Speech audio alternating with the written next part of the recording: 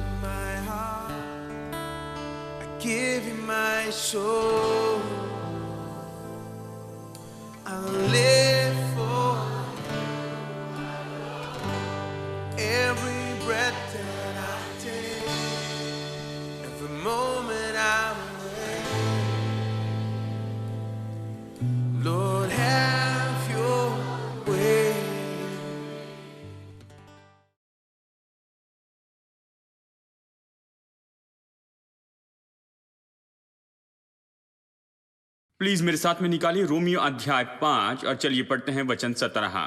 Romeo 5:17। क्योंकि जब एक मनुष्य के अपराध के कारण मृत्यु ने उस एक ही के द्वारा राज्य किया, तो जो लोग अनुग्रह और धर्मरूपी वरदान बहुतायत से पाते हैं, वे एक मनुष्य के अर्थात यीशु मसीह के द्वारा अवश्य ही अनंत जीवन में राज्य करेंगे। हम देख रहे हैं नई श्रृंखला, हम देख रहे हैं पिछले कुछ हफ्तों से, और हम अध्ययन कर रहे हैं हम कौन हैं, हमारे पास क्या है और हम क्या कर सकते हैं। छुटकारे के कारण यीशु मसीह में और उसके द्वारा। अब मैंने आपको पहले बताया कि परमेश्वर ने हमें बनाया है छोटे ईश्वर के जैसे सृष्टि के समय में ही, और फिर हमने नई वाचा को देखा है।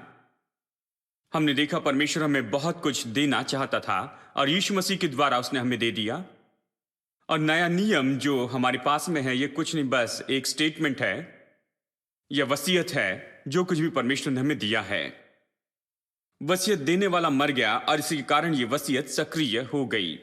ये वसीयत देने वाला या जिसने ये वसीयत लिखी है, वो जो सब कुछ देता है, वो कलवरी के क्रूस के ऊपर में मरता है और ये जो नियम है सक्रिय होता है। और इसलिए मैंने आपको बताया था कि यीशु मसीह के मारे जाने और जी उठने के बाद में नई वाचा जो है शुरू की गई, और इसलिए पत्रियों की विश्वासियों के जीवन में बहुत ही महत्वपूर्ण भूमिका है, क्योंकि बताती है हमारे पास क्या है, हम कौन हैं और हम क्या कर सकते हैं छुटकारे के कारण। और इसलिए हमने पत्रियां देखना शुरू किया। रोमियो से हमने शुरू किया और हमने आपको यह भी बताया कि परमेश्वर हमें संत कहता है। लोग तो विश्वासियों को बहुत से नाम से पुकारते हैं। कई बार मैंने सुना वो पापी कहते हैं, धूल हैं, राख हैं, अच्छे नहीं, कुछ नहीं। लेकिन परमेश्वर ये नहीं कहता है। परमेश्वर कभी नहीं कहता, विश्वासी को पापी नहीं कहता। नए नियम में देखिए, आप प्रकाशन पाएंगे, परमेश्वर आपको संत कहता है।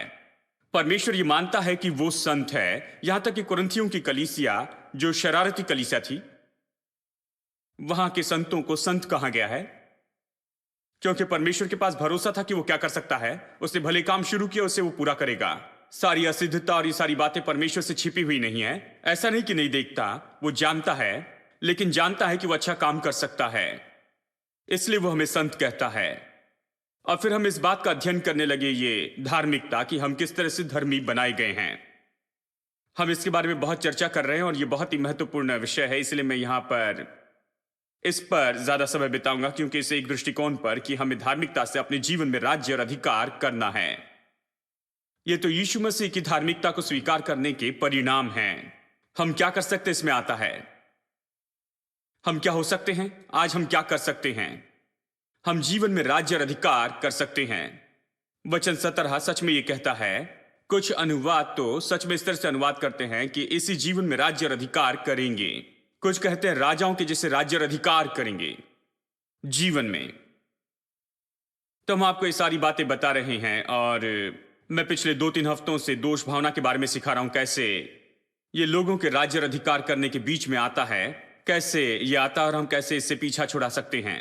चलिए इसमें आज थोड़ा सा और आगे चलते हैं, क्योंकि बहुत से लोगों ने नहीं सुना होगा इस राज्य और अधिकार करने के विचार के बारे में। ये कहां से आता है, ये कहां से शुरू होता है। कुछ लोग यहां पर बैठकर सोच रहे होंगे, मेरे प्रभु, मैंने इसके बारे में कभी नहीं सुना है। अधिकार और राज्य करना, ये सब किस बारे में है, ये कहां से है। तो चलिए आज मैं आपको कुछ वचन बताता हूं, बुनियाद रखते हैं, जो हम अगले कुछ हफ्तों में देखने वाले हैं। चलिए मेरे साथ में निकालिए भजन 8, ये विख्यात भजन जो हमने देखा है, कई बार देखा, लेकिन चलिए फिर से देखते हैं।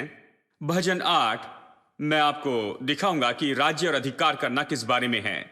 इसी के कारण रोमियो 5 में वचन 17 कहता है कि उसके कारण हम राज्य और अधिकार करेंगे। और इसी वचन में कहता है कि पहले मृत्यु ने राज्य किया, कुछ और राज्य कर रहा था, और यीशु मसीह और उसने जो कुछ किया उसके कारण अब हम राज्य और अधिकार करते हैं। पहले मृत्यु ने राज किया, अब हम राज्य करते हैं। मैं चाहता हूं कि आज आप जान ले कि मृत्यु ने राज किया का मतलब क्या है, और मृत्यु ने कैसे राज किया, और ये जीवन में राज्य अधिकार करना इसका मतलब क्या है। केवल जब आप समझेंगे कि मृत्यु ने राज किया इसका मतलब क्या है, तब समझेंगे कि जीवन पाना क्या है और यीशु मसीह के द्वारा जीवन में राज्य करना क्या है। यानी हम इन बातों को देखेंगे। और मेरे साथ निकालिए भजन 8 वचन 3। जब मैं आकाश को जो तेरे हाथों का कार्य और चंद्रमा और तारांगण को जो तूने नियुक्त किए देखता हूं, जब मैं उन्हें देखता हूं जो तूने बनाए हैं, तो फिर मनुष्य क्या है कि तू उसका स्मरण रखे, और आदमी क्या है कि तू उसकी सूझी ले, क्योंकि तूने उसको स्वर्गदूतों से थोड़ा ही कम बनाया और महिमा और प्रताप का मुकुट उसके सिर पर रखा है। अब भजनकार देखकर चकित है कि कैसे मनुष्य बनाया गया है। परमेश्वर ने मनुष्य को महिमा और प्रताप का मुकुट पहनाया। सूरज चांद तारे बहुत अद्भुत दिखते हैं, लेकिन मनुष्य ऐसे नहीं दिखता। लेकिन अंत में जब आप इसे बहुत अच्छे से देखते हैं कि मनुष्य सूरज चांद और तारों से बढ़कर है, वो सबसे उत्तम सृष्टि है। सच में परमेश्वर ने उसे महिमा और प्रताप का मुकुट दिया, इससे वो चकित है। और फिर वो कहता है वचन 6 में, तूने उसे अपने हाथों के कामों पर प्रभुता दी है। तूने उसके पांव तले सब कुछ कर दिया है। तूने उसे प्रभुता करने दी है। मनुष्य प्रभुता के लिए बनाया है, मनुष्य राज्य और अधिकार करने के लिए बना है। और फिर यह कहता है यदि इस राज्य और अधिकार करने के बारे में अगर तुम्हारे मन में कोई संदेह है तो फिर वो किसके ऊपर राज्य अधिकार करेगा? सब भेड़ बकरियां और जितने वन पशु हैं, आकाश के पक्षी और समुद्र की मछलियां और जितने जीव जंतु समुद्र में चलते फिरते हैं। हे यहोवा हमारे प्रभु, तेरा नाम सारी पृथ्वी पर क्या ही प्रतापमय है। यानी मनुष्य को परमेश्वर की सारी पृथ्वी के ऊपर में राज्य अधिकार करना है।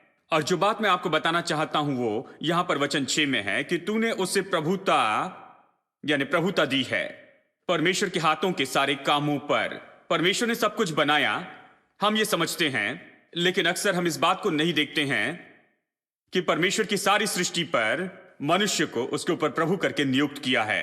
उसे ऐसे व्यक्ति के रूप में नियुक्त किया है जो सारी चीजों पर राज्य और अधिकार करेगा।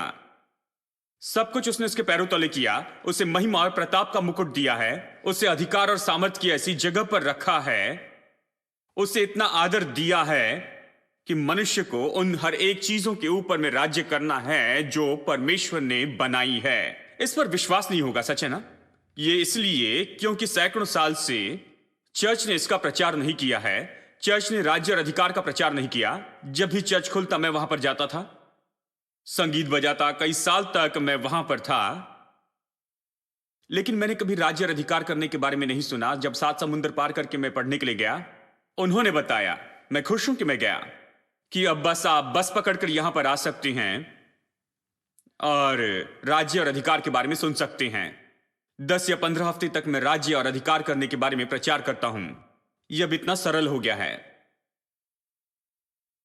यह सच है, मैं ये दोष लगाने के लिए नहीं कह रहा हूं, लेकिन यह सच्चाई है, इसलिए आपको बता रहा हूं। यह ऐसे ही था। अब नहीं सिखाना तो ये एक बात है। बात तो यह है कि उन्होंने इसका उल्टा ही सिखाया। राज्य और अधिकार करना सिखाने के बजाय उन्होंने पूछा, तुम्हें क्या लगता है तुम कौन हो? तुम्हें लगता है तुम प्रभु हो? तुम्हें लगता है तुम प्रभु जैसे हो सकते हो? पर पूरा विचार यह है, परमेश्वर ने हमें छोटे ईश्वर बनाया है, लेकिन उन्होंने उल्टा ही सिखाया। तुम्हें क्या लगता है कि तुम कौन हो? तुम यीशु मसीह हो, परमेश्वर हो। तुम्हें क्या लगता है तुम कर सकते हो? तुम्हारे पास सामर्थ है। मैंने एक बार किसी को ये कहते सुना, आज लोग इस तरह प्रचार करते हैं, मैं मसीह यीशु के द्वारा सब कुछ कर सकता हूं, लेकिन आज मैं आपको बताऊं, मनुष्य तुम कुछ नहीं। तुम धूल हो, तुम राख हो, तुम कुछ नहीं हो। पता नहीं कहां पर से सुना, कहां कुछ लोग प्रचार करते हैं। खुश हूं कुछ लोग प्रचार करते हैं कि मसीह जो हमें बल देता है उसके द्वारा हम सब कुछ कर सकते हैं। अब इसके लिए हमें टीवी पर आने की जरूरत नहीं कि प्रचार करें कि आप धूल है और कुछ नहीं है। लोगों के पास में इसके बारे में पहले अच्छा विचार है, वो बड़ी आसानी से इस पर विश्वास करते हैं। यह कितना उभारने वाला होगा कि आप सुबह उठते हैं, टीवी ऑन करते हैं और वहां पर कोई कहता है कि तुम कुछ नहीं, केवल तुम मिट्टी और धूल हो। यह तो भयानक है। यह शुभ संदेश नहीं है। शुभ संदेश तो यह है कि परमेश्वर ने हमें बनाया है कि हम अधिकार रखें। परमेश्वर ने हमें बनाया है कि हम अपने जीवन में राज्य और अधिकार करें।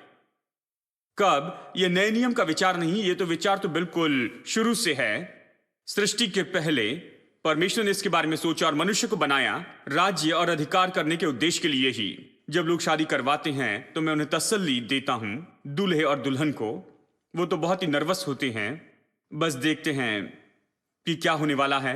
कुछ लोगों को पता नहीं शादी करें या फिर न करें, तो मैं उन्हें थोड़ा सा परिचय देता हूं। हमेशा मरकुस अध्याय 10 वचन 6 से 9 तक उनके लिए पढ़ता हूं, जहां ये कहता है कि आदि में जब परमेश्वर ने सृष्टि की तो नर और नारी करके बनाया, नर और नारी करके बनाया। बताता हूं, देखिए, विवाह ये मनुष्य का विचार नहीं है। ऐसी कोई बात नहीं जो आई कहीं आगे जाकर। जब संस्कृति अच्छे से बढ़ती गई तो मनुष्य ने सोचा कि अच्छा है कि शादी कर लें तो बच्चों का जीवन अच्छा होगा।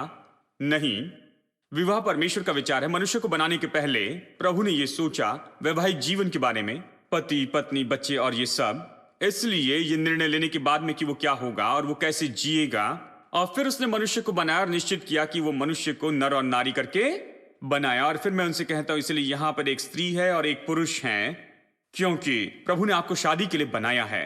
आप संसार में जन्म लेते हैं, बड़े होते हैं, फिर जीवन में आगे जाकर शादी करते हैं। शादी करने से डरने की कोई बात नहीं है। आप उसमें प्रवेश कर रहे हैं जो कि परमेश्वर ने आपके लिए पहले से योजना बनाई है और उसने आपको इसके लिए बनाया। मैं उनसे कहता हूं ये काम करेगा, अगर विश्वास करें तो काम करेगा। ये काम करेगा क्योंकि परमेश्वर ने इसके लिए बनाया है। आप विवाह में जुड़ने के लिए बने हैं। मनुष्य को अकेला रहना अच्छा नहीं है। परमेश्वर ने आपको विवाह के लिए बनाया और ये काम करेगा। आप इसे जरूर देखेंगे। मैं उन्हें सच में देख सकता हूं, सीधे हो जाते हैं और मुस्कुराते हैं, जानते हैं, नहीं तो बड़े तनाव में होते हैं। मैं कहता हूं आप शादी के लिए बने हैं और जैसे कि आप विवाह के लिए बने हैं, मैं आपसे कहता हूं कि राज्य और अधिकार करने के लिए बने हैं। आप अधिकार करने के लिए बने हैं। आप सारी बातों पर राज्य करने के लिए बने हैं। ये बाइबल की सच्चाई है दोस्तों। लेकिन सैकड़ों साल से हमें बस नकारात्मक शिक्षा ही मिलती आ रही है। सैकड़ों साल से लोगों को बताया गया वो कुछ नहीं, केवल धूल और मिट्टी और राख है। तुम्हें कौन लगता है तुम कौन हो, और इस तरह का प्रचार। अब अगर आज आप कहते हैं आप राज्य और अधिकार करते हैं, तो उन्होंने जो सुना है उसके विपरीत ही दिखाई देता है और वो आपकी ओर अजीब तरह से देखते हैं और आपकी ओर संदेह के रूप में वो देखते हैं। तो परमेश्वर ने हमें राज्य और अधिकार करने के लिए बनाया है। सब लोग कहें मैं जन्मा हूं राज्य के लिए, फिर कह मैं राज्य करने के लिए जन्मा हूं, अधिकार करने जन्मा हूं, राज्य करने जन्मा हूं, राजा के रूप में जन्मा हूं। परमेश्वर ने आपको ऐसे बनाया है। इसे स्थापित करते हैं। और चलिए मैं आपको बहुत सी बातें बताऊंगा, क्योंकि जानते हैं लोगों के मन में बहुत सी बातें होती हैं। जब ऐसे प्रचार करते हैं तो कहते हैं देखिए भाई, जानते हैं बाइबल तो ये कहती है, और वो हर तरह से ये कहते नकारात्मक बातें। इसलिए मैं निश्चित करना चाहता हूं कि इसे मजबूती से देखें कि आप राज्य करने के लिए बने हैं। भजन संहिता 115, चलिए वचन 12 से आगे पढ़ते हैं। यहोवा ने हमको स्मरण किया है, मुझे बहुत पसंद है। मतलब प्रभु हमारे बारे में सोचता है। देखिए इसे सच में उसका मन हम ही से भरा है। उसके मन में क्या है? आप और मैं प्रभु के मन में हैं। प्रभु हमें स्मरण करता है, वो हमें आशीष देगा। वो इस्राएल के घराने को आशीष देगा, हारून के घराने को आशीष देगा। क्या छोटे क्या बड़े, जितने यहोवा के डरवैये हैं वो उन्हें आशीष देगा। यहोवा तुमको और तुम्हारे लड़कों को भी अधिक बढ़ाता जाए, बच्चों को भी। परमेश्वर ने निर्णय लिया कि आपको और आपके बच्चों को आशीष दे, बच्चों के बच्चों को, और ये सब वो बहुत आगे देखता है, कम से कम 3-4 पीढ़ी तक तो भी। इसलिए वो हमेशा कहता है अब्राहम, और वहीं पर नहीं रुकता है, इसहाक, याकूब और सब कुछ कहता है। यानी परमेश्वर ऐसा है, चाहे हम ऐसा सोच रहे हैं या नहीं, लेकिन परमेश्वर हमेशा आगे की सोचता है। यहोवा जो आकाश और पृथ्वी का करता है, उसकी ओर से तुम आशीष पाए हो। सब कहे मैं आशीषित हूं। प्रभु को पुकारते न रहे मुझे आशीष दे, आप आशीषित हैं। यह समय कि विश्वास करने लगे कि आप आशीषित व्यक्ति हैं। आप पहले से आशीषित हैं। इसलिए हमारे इस प्रोग्राम के अंत में मैं दिखाता हूं कि आप आशीषित हैं। प्रभु आशीष दे ये नहीं, क्योंकि उसने पहले आशीष दी है। तो आइए इस तरह से कहें ताकि हमारे भीतर आ जाए, लोगों के दिल में आए। आप आशीषित हैं, आप पहले से ही आशीषित हैं। बहुत से लोग ये नहीं जानते, ये शुभ संदेश जो हम प्रचार करते हैं ये आशीष के बारे में है, कि परमेश्वर ने सच में यीशु मसीह में हर तरह की आशीष हमें दी है। ठीक है, वचन 16 देखिए। स्वर्ग तो यहोवा का है, परंतु पृथ्वी उसने मनुष्य को दी है। आकाश और पृथ्वी बनाने के बाद में परमेश्वर ने कहा ठीक है मैं स्वर्ग में बैठूंगा, लेकिन आदम, मनुष्य, मैं तो इस पृथ्वी के क्षेत्र को तुम्हारे हाथ में सौंपता हूं। तुम्हें, मैं पृथ्वी के क्षेत्र को तुम्हें देता हूं। तुम यहां पर राज्य करो, तुम इसके अधिकारी हो, तुम इसके लिए मुख्य व्यक्ति हो। पृथ्वी का क्षेत्र मैं तुम्हें देता हूं तुम्हारे हाथों में। सारी सृष्टि तुम्हारे पैरों के नीचे रखता, सारी सृष्टि तुम्हारे वश में है। लेकिन खास करके मैं स्वर्ग में बैठूंगा और साथ में मैं तुम्हें पृथ्वी पर राज्य करने दूंगा।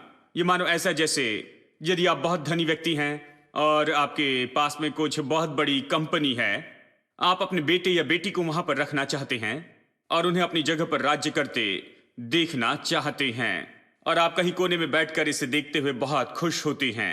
हमारे परमेश्वर ने सब कुछ बनाया और कहा ठीक है तुम पृथ्वी को ले लो, मैं चाहता हूं तुम राज्य और अधिकार करो, मैं तुम्हारे हाथों में इसे देना चाहता हूं। मैं स्वर्ग लेता हूं, तुम पृथ्वी ले लो, तुम पृथ्वी के अधिकारी हो जाओ। विश्वास नहीं होता है ना? परमेश्वर ने मनुष्य के हाथों में सारी पृथ्वी दी। उत्पत्ति में देखिए, उत्पत्ति अध्याय 1 वचन 26। मैं दिखाना चाहता हूं कि हम राज करने के लिए जन्मे हैं। परमेश्वर ने हमें राज्य और अधिकार करने के लिए बनाया है। वचन 26, फिर परमेश्वर ने कहा कि हम मनुष्य को अपने स्वरूप के अनुसार अपनी समानता में बनाएं और वो अधिकार रखे समुद्र की मछलियों पर, आकाश के पक्षियों पर, पशुओं पर और सारी पृथ्वी पर, सब रेंगने वाले जंतुओं पर जो भी पृथ्वी पर रेंगते हैं। चलिए शुरू से इसे पढ़ते हैं। परमेश्वर ने कहा हम मनुष्य को अपने स्वरूप में बनाएं, अपनी समानता में बनाएं और वो अधिकार रखे। और जैसे परमेश्वर ने कहा आओ हम मनुष्य को बनाएं, तो वो जिस मनुष्य को बनाने वाला था उसके लिए वो पहला वाक्य कहता है कि वो कैसा होगा, वो जो मनुष्य है वो कैसा हो जाएगा। उस मनुष्य के बारे में पहला वाक्य ध्यान दे, ये और कुछ नहीं है, ये तो बस कहता है कि वो अधिकार रखे। ये तो पहला वाक्य है। उसने कहा मनुष्य को बनाएं और मनुष्य कैसा होगा। मनुष्य के बारे में पहली बात वो कहता है कि वो अधिकार रखे। देखिए, अधिकार परमेश्वर के मन और योजना में इतना महत्वपूर्ण है। उसने कहा मैं मनुष्य को बनाऊंगा और वो अधिकार रखेगा। मनुष्य की खासियत क्या है? मैं उसे अपने स्वरूप और समानता में बनाऊंगा और वो अधिकार रखेगा। वो कह सकता था आओ मनुष्य को अपने स्वरूप समानता में बनाए और वो हमारी आराधना करे, कह सकता था, लेकिन कभी नहीं कहा। कह सकता था कि मनुष्य को अपने स्वरूप समानता में बनाए और वो हमारी सेवा करे, नहीं, उसने नहीं कहा कि आओ हम मनुष्य को अपने स्वरूप और समानता में बनाएं और फिर देखते हैं उनके साथ क्या करे, ये कैसे चलता है और वो कैसे इसे करते हैं। नहीं, उसने कभी नहीं कहा। उसने कहा मनुष्य को अपने स्वरूप और समानता में बनाते हैं और वो पूरा अधिकार रखे। वो स्पष्ट है, गड़बड़ी में नहीं है, वो उद्देश्य से भरा है। कहता है ये मनुष्य के बारे में सबसे महत्वपूर्ण बात यह है कि मैं उसे बस अपने जैसे बनाऊंगा और वो तो अधिकार रखेगा हर एक चीज पर। एम्प्लीफाइड बाइबल देखिए, सुंदर रूप में बताया है कि वो पूरी तरह से अधिकार रखे इन सारी चीजों पर। मनुष्य पूरा अधिकार रखे। मुझे यह विचार पसंद है। परमेश्वर ने कहा मैं मनुष्य को अपने स्वरूप समानता में बनाऊंगा और मनुष्य पूरा अधिकार रखे इन सारी चीजों पर। क्या यह अद्भुत नहीं? और फिर वचन 28 में मनुष्य को बनाता है। देखिए, मनुष्य को बनाने के पहले कहता है कि वो अधिकार रखे, कि वो उसके समानता में बनाया गया और वो अधिकार रखे। वचन 28 ये बताता है मनुष्य को बनाने के बाद उसने क्या किया? परमेश्वर ने आशीष दी और कहा फलो फूलो और पृथ्वी में भर जाओ और इसको अपने वश में कर लो, और इसको अपने वश में कर लो और समुद्र की मछलियों तथा आकाश के पक्षियों और पृथ्वी पर रेंगने वाले सब जंतुओं पर अधिकार रखो। पता नहीं ये विचार कैसे छोड़ते हैं प्रचारक, पता नहीं क्यों इस पर जोर नहीं देते हैं। परमेश्वर इस पर जोर देना चाहता था, इसलिए बार बार कहता है। अगर वचन 26 में नहीं समझते हैं तो वो चाहता है कि इसे समझ लें वचन 28 में। अब बार बार वो कहता है अधिकार रखो, सब वश में कर लो, सब कुछ अपने अधीनता में लेकर आओ पैरों के नीचे और अधिकार रखो कहता है। और फिर उत्पत्ति अध्याय 2 में चलिए, ये आगे बढ़ता है, कहानी आगे बढ़ती है। मैंने आपको बताया कि मनुष्य तो अधिकार करने के लिए बनाया गया है। मनुष्य अधिकार करने के लिए बना है, ठीक है। इसके लिए वचन की ये बुनियाद है।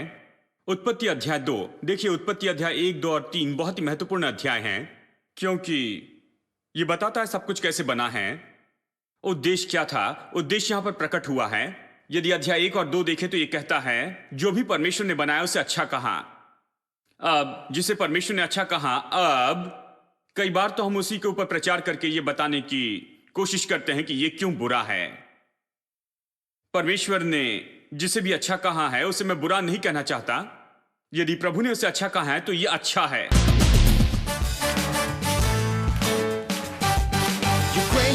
Sufficient, it's an all-sufficient grace.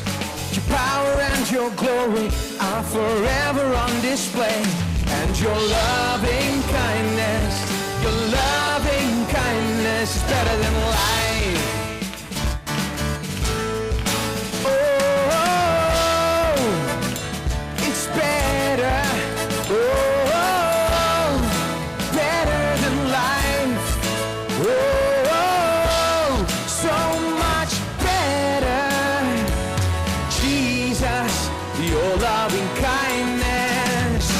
Better than life. Fairest of 10,000. Fairest of 10,000 you are fair. And nothing in this world could ever measure or compare to your loving kindness. Your loving kindness is better than life.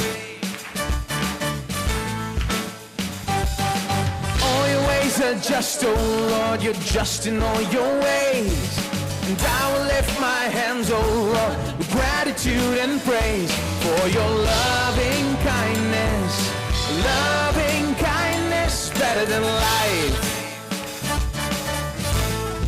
Oh, it's better. Oh, it's better than life. Oh, so much better.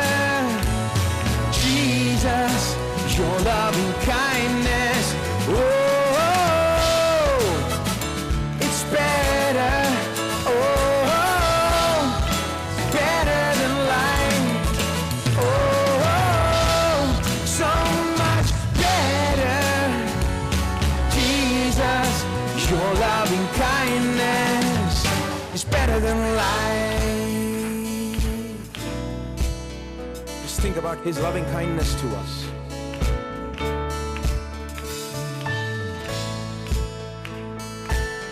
Think about how he has been good to you, loving to you.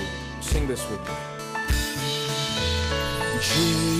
Jesus, your loving kindness is better than life itself. Better than life itself. Jesus,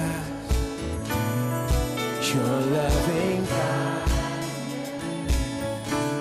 is better than life itself. It's better than life. Jesus, Jesus, your loving kindness is better